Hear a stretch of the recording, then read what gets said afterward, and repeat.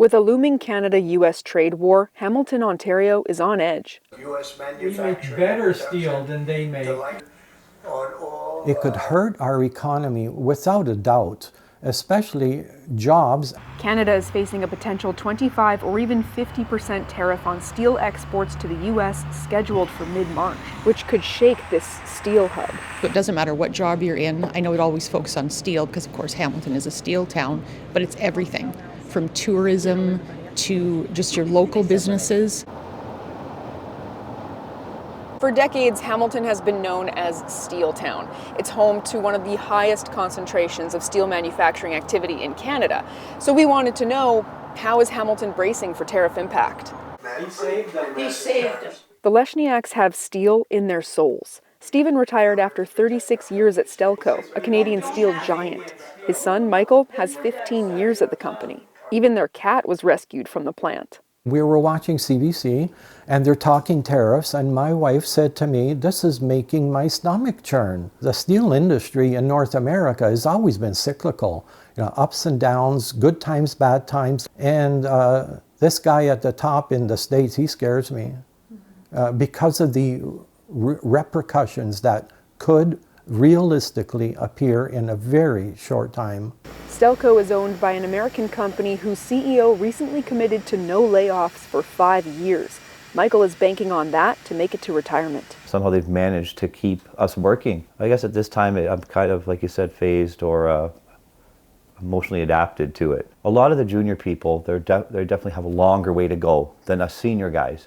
So they are the ones who are really concerned and really vocal about these circumstances that are occurring with regard to tariffs. For local union president Ron Wells, this is a bit of deja vu. Trump imposed tariffs on steel during his first presidency in 2018, though they didn't last long.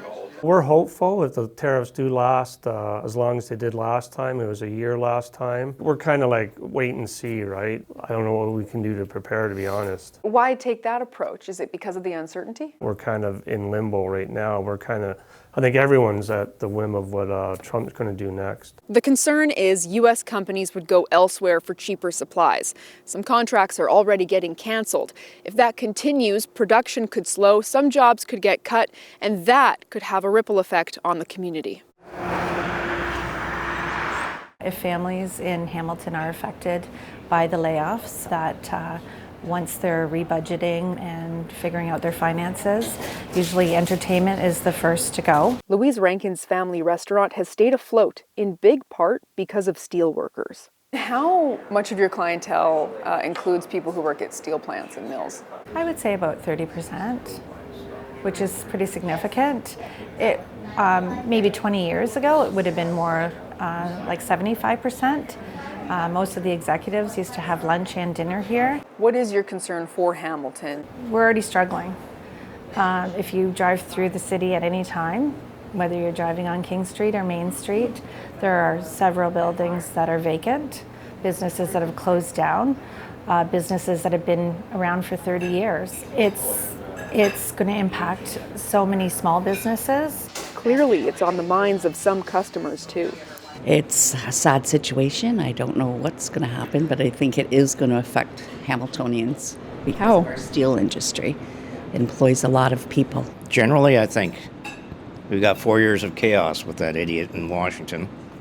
Because you're filming this, I won't say what I really think about him, but I think you just got 4 years of chaos where he's just going to cause all sorts of problems. If you don't have money to go out to eat, to go buy things, the things that normally aren't the necessities, every business is going to be affected.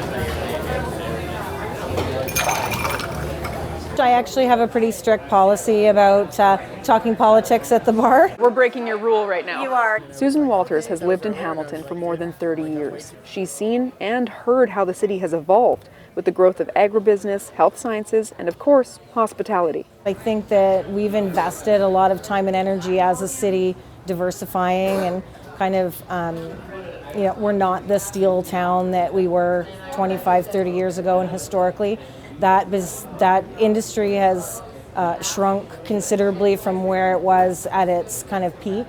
So I don't think that I think initially we'll kind of feel the pinch, but hopefully it's a short-term. This guy here, he owns a donut shop. He was started out in the old 10-9 mill. For Stephen Leshniak, watching the steel industry contract sparked action. Since he retired, he became Stelco's unofficial historian, tracing the lives of thousands of past workers, a way for him to reflect on Steeltown's heyday and to stay connected as the industry again faces challenges.